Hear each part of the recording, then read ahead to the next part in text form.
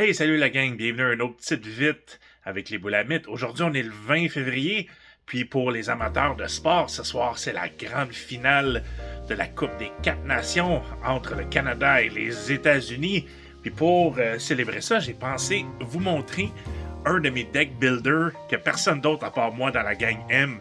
Je vais vous montrer aujourd'hui Power Play, qui est un deck builder basé sur la Ligue nationale de hockey. On va aller voir ensemble de quoi ça a l'air. Alors voici ce qu'on peut trouver dans la boîte du jeu Power Play, le Team Building Card Game. Vous allez avoir un livre de règlement qui est en français et en anglais. Donc pour tous les francophones seulement, vous allez pouvoir lire les règles à votre aise. Ce qui est vraiment intéressant, c'est chaque joueur va avoir une super vedette. Donc je peux prendre le temps de vous montrer ces super vedettes-là parce que c'est ce qui fait un gros attrait au jeu. Dans le fond, ça c'est votre super power que vous allez avoir pendant la partie. Donc on peut voir, on a Alex Ovechkin, on a Claude Giroux, on a l'excellent Dion Phaneuf. Je dois mentionner que ce jeu-là, il date de quelques années. On a Zdeno Chara, qui ne joue plus aujourd'hui. On a également Henrik Zetterberg. On a Henrik Sedin. Henrik Sedin, je dois mentionner, c'est une carte promo que j'ai dû acheter à part, mais tu sais, j'aimais tellement le jeu que j'ai pas pu m'en empêcher. On a l'excellent Captain Canada, Sidney Crosby. Puis on a Jonathan Toews. Donc, au début de la partie, chaque joueur va pouvoir choisir un personnage. On va y aller avec Sidney Crosby. Puis Sidney Crosby, qu'est-ce qu'il fait, lui? On va revenir à lui dans quelques instants. Parce que dans le fond, je vais vous expliquer le but du jeu. Le but du jeu, c'est un deck builder. Donc, les joueurs vont tenter de déjouer tous les gardiens qu'on a ici, qui sont numérotés. Ici, on va les passer, mais je vais juste les placer en ordre parce que ça devient très important. Donc, pour les différents gardiens qu'on tente de déjouer, on va tenter de déjouer Jonathan Bernier. Pour le battre, il va falloir que dans nos mains, lorsqu'on va jouer, on va avoir besoin d'avoir un power de 9 ou plus pour le déjouer. Donc, on a Jonathan Bernier, on a Corey Schneider, on a Roberto Luongo. Ça, c'est tous des niveaux 1 gardiens. Après ça, on va passer au niveau 2. Le niveau 2, on a Picard René, on a Marc-André Fleury, avec Henrik Lundqvist. On a Carey Price, Jonathan Quick et Tuukka Rask. Donc, vous avez vu que au début, on commence avec des gardiens de niveau 9. Après ça, on va s'attaquer au niveau 10, au niveau 11, au niveau 12. Parfait. Donc, quoi d'autre qui vient dans le jeu? Vous allez voir que si vous connaissez des jeux comme Dominion, Hero Realms, vous devriez être familier même si vous n'êtes pas fan des jeux de hockey. Vous allez voir que c'est pas mal le même genre de cartes qu'on retrouve dans d'autres deck builders. Donc, on va commencer avec des cartes passes. Les cartes passes, ça représente dans le fond votre argent. Donc ici on peut voir que c'est écrit Starter. Donc c'est une carte de base. Puis ça vous donne un power. Le power, voyez-le un peu comme c'est un peu comme l'argent pour acheter des nouvelles cartes puis pour tenter de déjouer les gardiens. Donc ça vous donne une pièce. On a les Slapshots qui vous donnent 2 pièces. Mais ceux-là, on va devoir les acheter. Ils vont coûter 3 power pour les acheter. Fait que vous commencez déjà à voir un peu à quoi ça va ressembler. On a des cartes que se dit Tangled on the Boards. Donc ça ici, c'est des cartes qui prennent la place dans votre main. Donc ça, c'est des cartes qu'on veut pas avoir parce que ça fait absolument rien. Mais ça va être dans notre main de départ. Puis au courant de la partie, on va pouvoir aller... on va récolter, les joueurs pourraient récolter des cartes de pénalité. Donc les cartes de pénalité, encore une fois, ils font rien. Par contre, ils prennent la place dans votre main, fait qu'on n'aime pas ça. Mais si jamais à un moment donné, lorsque vous allez piger vos cartes, si jamais vous avez 2 cartes de pénalité en même temps, vous allez les montrer, puis votre tour est fini immédiatement, puis vous allez discarter les cartes de pénalité. Donc, c'est une façon de s'en débarrasser, mais vous allez devoir skipper votre tour. Puis ici, je ne les montrerai pas toutes, mais On a ici, ça c'est les cartes qu'on va pouvoir acheter. On commence avec Max Pacioretty. Fait que là-dedans, vous allez avoir des attaquants, vous allez avoir des défenseurs, vous allez avoir des skills qui vont vous donner des habilités. On a des défenseurs. Les défenseurs, ce qui est vraiment cool, c'est que lorsque vous jouez contre quelqu'un, si jamais quelqu'un essaie d'aller scorer un but, comme je vais vous l'expliquer, il doit déclarer au début de son tour, ok, au lieu d'acheter une carte, moi je pense que j'ai assez de power pour déjouer, exemple Jonathan Bernier. Ben à ce moment-là, si vous avez des cartes défenseurs dans votre jeu, vous pouvez les rajouter pour que ce soit plus difficile, parce que votre défenseur va protéger le gardien. Fait qu'il y a un petit aspect, compétitif par rapport à ça. Fait comme j'ai dit, je vous les montrerai pas toutes, mais il y a des cartes ici. Moi ce qui m'intéresse beaucoup, c'est de voir les joueurs. Comme exemple la carte de Sidney Crosby. Si on prend elle par exemple, Sidney Crosby, elle coûte 7 power pour acheter, sauf que lorsque vous allez la jouer, elle vous donne 3 piastres. Puis c'est écrit During a shot on goal, draw a card. Donc si jamais vous attaquez avec Sidney Crosby, vous essayez de faire un but, ben en plus vous allez pouvoir piger une carte. Fait que vous allez voir, c'est quand même assez simple. Ce que je vais faire, c'est que je vais faire le setup. Je vais faire le setup du jeu. On va jouer quelques manches, puis vous allez voir un peu de quoi ça a l'air. Donc, on va y aller avec Sidney Crosby. Donc, voici à quoi ça pourrait ressembler un setup. Là, évidemment, je suis tout seul, mais c'est le genre de jeu que vous pourriez techniquement... ça dit de jouer de 2 à 4. Puis, il y a une façon que vous pouvez même jouer. Si vous jouez à 4, vous pouvez jouer par équipe. Mais ça, je vais vous laisser découvrir ça dans les livres d'instruction. Donc, pour qu'est-ce qu'il y en est des gardiens, ils recommandent dans un jeu, il y a 2 façons que vous pouvez jouer. Vous pouvez soit prédéterminer combien de buts que vous pouvez faire. Donc, ils peuvent dire, si vous voulez une partie plus courte, vous pouvez dire, exemple, c'est le premier qui fait 3 buts. Fait que le premier qui joue 3 gardiens, il va gagner la partie. Sinon, ce qu'ils recommandent, il recommande de passer au travers, d'utiliser les 9 gardiens si vous jouez à 2. Sinon, si vous jouez à 3, vous enlevez un des niveaux 4 les plus difficiles. Puis si vous jouez à 4, vous enlevez les 2 gardiens numéro 12. Parce qu'il ne faut pas oublier que plus de joueurs que vous allez rajouter, le plus que vous avez de chances que les gens vous rajoutent des défenseurs. Si jamais vous jouez à 4, tout le monde compte, puis que quelqu'un essaie d'attaquer... essaie d'aller scorer un but. Chaque joueur peut jouer un défenseur s'il y en a un dans sa main. Donc, c'est juste qu'un potentiel de plus 3 power de plus. Puis il y a des défenseurs que ça rajoute du 2, du 3, du 4 de power. Donc, ça peut rendre vraiment les choses vraiment difficiles puis les parties vraiment longues. Donc, pour une partie, on va simuler une partie à 2 joueurs.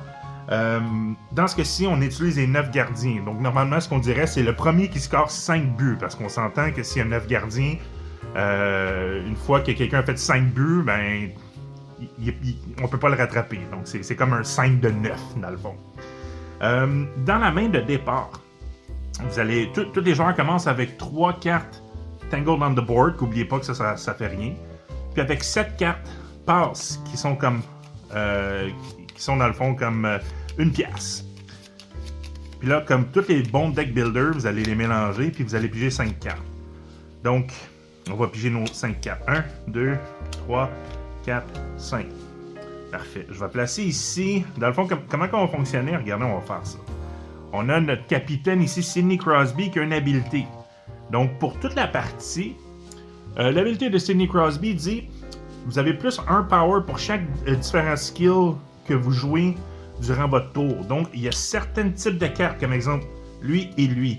Si jamais je vais acheter ces cartes-là et que je les joue, je me rajoute du power à chaque fois que je vais jouer des cartes skill. Donc, parce qu'on s'entend que Sidney Crosby, il y a beaucoup de skills. Donc, ça pourrait être une de mes tactiques pour cette partie-ci. Fait que, qu'est-ce que j'ai pigé? J'ai pigé, dans le fond, 4 de power dans ma première main. Donc, j'aurais comme 4 piastres pour aller acheter quelque chose. Donc, ici, on a un défenseur, Ryan McDonagh, qui en coûte 5. Donc, je pourrais pas rien faire, mais juste pour vous donner une idée. Ici, Ryan McDonagh, c'est marqué, lorsque vous le jouez, vous pigez 2 cartes. Puis lorsque vous le jouez en défense, donc si mettons, vous le jouez pendant que quelqu'un attaque le gardien, c'est marqué Add 2 to the goalie's defense rating and then draw a card. Donc, vous pouvez augmenter le challenge de 2, puis en plus, vous pigez une carte. Quelques informations à vous rappeler. Si vous avez 8 défenseurs dans vos mains, on va dire, vous avez seulement le droit d'en jouer un par tour. Donc, à moins qu'une carte vous dise le contraire, mais je ne pense pas que vous pouvez jouer plus qu'un défenseur. Donc, faut garder ça en tête. De toute façon, cette carte-là, je peux pas aller l'acheter. La seule carte que je peux vraiment aller chercher, c'est celle-là ici. Face-Off Specialist. Ça tombe bien parce que Sidney Crosby, il est très bon dans les face-off. Donc, qu'est-ce que ça dit? Ça dit, ok, donc si j'achète cette carte-là, ça va aller dans ma pile de disquettes qui est ici. Puis quand je vais la repiger puis je vais la jouer, ça dit, if this is the first card you play this turn, discard your hand and draw 4 cards. Otherwise, +2 power. Fait que dans le fond, ça me donne le choix, soit si je le joue en premier, soit que je discarte toutes mes cartes puis je pige 4 cartes. Fait que ça me laisse, si mettons j'ai juste la crap, ça me permet de me débarrasser de ça puis d'en repiger d'autres. Ou sinon, ben ça vaut 2 pièces. Fait que c'est ça qu'on va faire. Parce que mon seul autre choix, eux autres, je peux pas les acheter, j'ai pas assez de power. Mon seul autre choix, ça serait d'aller chercher lui, qui me donne plus 2 power. Donc, on s'entend, c'est pas mal la même affaire. Donc, je vais acheter lui. Puis mon premier tour serait terminé. Puis on rajoute... Erik Karlsson. Ah, c'est un bon défenseur. Il joue encore aujourd'hui. Bon. Alright. Fait que deuxième tour. J'ai 3 piastres. Il n'y a pas grand-chose que je peux acheter avec 3 piastres. Fait qu'on va aller chercher ça ici. Ah, ok, on va brasser. Je ne l'ai pas mentionné, mais ici, vous avez la rondelle. Si jamais, à un moment donné, mettons que j'avais assez de power et que je suis confiant que je peux aller battre Jonathan Bernier, au lieu d'acheter une carte, parce que une fois que vous achetez votre carte, après ça, votre tour est fini. Donc, vous pouvez déclarer que... vous pouvez déclarer dans le fond, savez-vous quoi, je vais essayer de faire un but. Fait que vous annoncez à tout le monde, puis là, les gens peuvent se préparer à vous mettre des bâtons dans les roues. Fait qu'on va juste faire peut-être quelques petits tours de plus, parce que de toute façon, c'est un deck builder. Ça devrait être quand même assez simple. Là, vous voyez, c'est un peu plus intéressant. J'ai 1, 2, 3, 4, j'ai 6 de power. Pas tout à fait assez pour aller essayer de battre Jonathan Bernier. Qu'est-ce que je pourrais faire? Donc lui, on l'a déjà vu. Lui, j'en ai pas assez, fait que ça me donne rien. Ça ici, c'est une manœuvre. Ça dit... ça vous donne 2 piastres, c'est plus 2 power. You may destroy a card in your hand or discard pile. Fait que ça vous laisse cycler, ça vous laisse, dans le fond, trasher les cartes. Tu sais, comme les fameuses cartes là, qui prennent la place, là, j'en ai pas ici, là, mais les Tangled on the Boards qu'on a vu, ça nous permettrait de nous en débarrasser. Fait qu'on les pige moins souvent. Fait que ça peut être très intéressant. Sinon, bah, regarde. Jonathan Toews, come on, là. Je vais aller chercher Jonathan Toews. C'est un attaquant, plus 2 power. Puis lui, si jamais... Donc, il vous donne 2 piastres lorsque vous le jouez. Puis si vous le jouez pendant un shot on gold, vous pigez 2 autres cartes. Fait que c'est du potentiel pour avoir plus de power. Parfait. Donc ça serait exemple mon tour. Oh, on est allé chercher Henrik Zetterberg. Je vais essayer de faire un but. On va voir qu'est-ce que j'ai. Là, j'ai peut-être pas des assez bonnes cartes. J'ai 2 Tangled on the Boards qui servent à rien. Ok. Regardez qu'est-ce qu'on va faire. On va utiliser ça. On va dire, si ça c'est la première carte que vous jouez, je peux discarter mes 4 autres cartes, c'est ce que je vais faire, et je pige 4 cartes. Mais là, n'oubliez pas que mon capitaine me donne plus 1 power à chaque fois que je joue un skill. Donc, rappelez-vous, on a 1 pièce présentement. On va se débarrasser de ça. Je vais piger 1, 2. Là, je pige 4 cartes. 1, 2, 3, 4. On met ça ici. Fait que j'ai 1 pièce. Ok, donc j'ai repigé encore celui-là. Vu que c'est pas la première carte, c'est la deuxième, ça me donne plus 2 power. Donc on est rendu à 3. 4, 5, 6. J'ai 6 pièces en tout. On va aller chercher Henrik Zetterberg. Oh, Scott Harnell. 2, 3, 4, 5. Excusez si je ris, c'est juste parce que c'est des joueurs comme Ryan McDonagh. Ryan McDonagh, là, pour ceux qui ne le savent pas, là, c'est un des meilleurs défenseurs qu'il y a dans la ligue. Puis dans le fond, il était avec le Canadien, puis on l'a échangé il y a à peu près 10-15 ans pour Scott Gomez, qui était comme une des pires transactions de l'histoire. Bon, ben là, j'ai juste, dans ma nouvelle main, j'ai juste 3 pièces. Pas assez pour faire un shot. Ok, on va faire un autre petit tour vite. Je vais essayer de faire un shot en goal, là. 5, ouais, donne-moi des bonnes cartes, là. Mais c'est quand même pas pire. Fait que, dans le fond, ici, j'aurais 1, 2, 3, 4, 5, 6, 7. Je pourrais avoir jusqu'à 7. Je vais jouer un en premier, qui, rappelez-vous que ça me permet de me débarrasser de mes autres. Discard your hand and draw 4 cards. Puis là, lui, il me donne un power. 1, 2, ouais, 3, 4. Bon, ok, on va essayer de faire un shot. Ok, fait que là, j'ai 1 de power à cause que j'ai joué un skill. Là, maintenant que j'ai déclaré mon attaque, c'est à ce moment-là que les gens pourraient jouer des défenseurs. On va être gentil, on va dire qu'il n'y en a pas. Fait que je vais jouer lui, qui me rajoute 2 de power et je pige 2 cartes. Je pige 2 cartes. 1, 2. Fait qu'on est rendu à 3 de power. Je vais jouer lui, qui me donne 2 de power. On est rendu à 5, pige 2 cartes. Parfait. Puis là, on est rendu à 6. Ça fait rien. 7, 8, 9, 10, 11. Wouh! On a fait un but! Attends, juste pour le fun, on va tourner 5 cartes. On va voir s'il y a un défenseur. Juste pour voir si quelqu'un aurait pu jouer un défenseur. 3. Ah, quelqu'un aurait pu jouer Andrei Markov!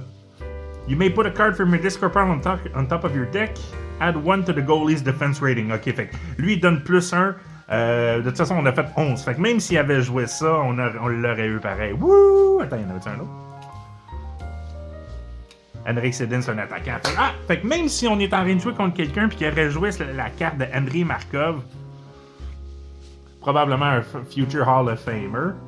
Ouais, Markov, il a quand même une très belle saison. Une très belle carrière avec le Canadien.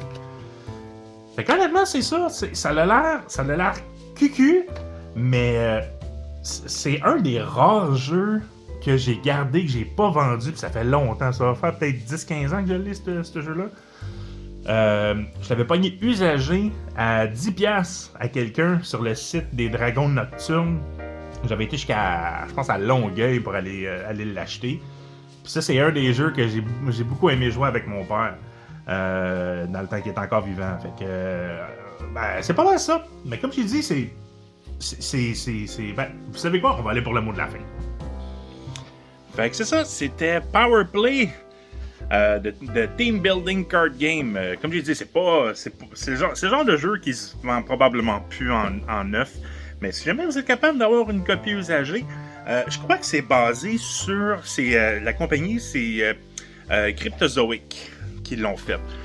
Qui sont les mêmes qui ont fait, je crois, c'est le DC Deck Builder. Donc, si jamais vous êtes fan de DC Deck Builder, apparemment que ça utilise exactement le même genre de système.